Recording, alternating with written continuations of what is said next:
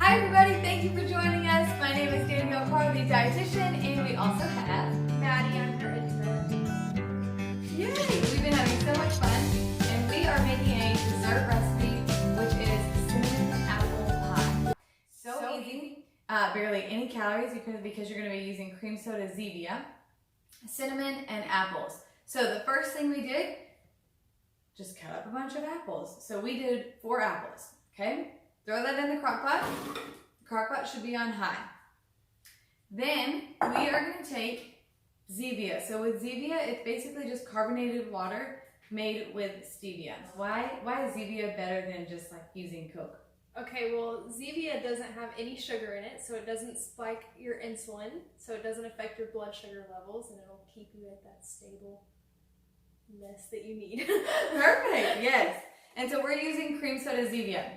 So all you're going to do is really just a little bit poured on it. Oh. A little. I poured way more. Okay, so half of the can. I realized as I'm pouring, I'm like, just a lot. Just make sure that it covers the apples just barely. Like you don't have to cover them all the way. And then we're going to take some cinnamon.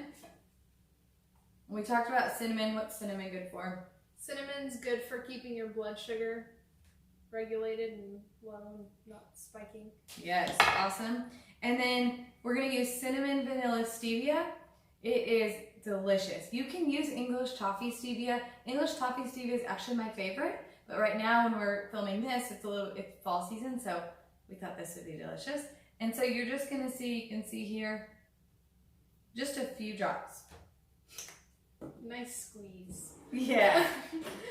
If you've been watching our videos, you will know that Maddie would rather like 5 squeezes. Yes, maybe half the bottle since it's serving a lot of people. So just mix that up, put it on high. It already smells really good. It does, right? And then go ahead, cover it. And if it's on high, the apples should be pretty soft within about an hour.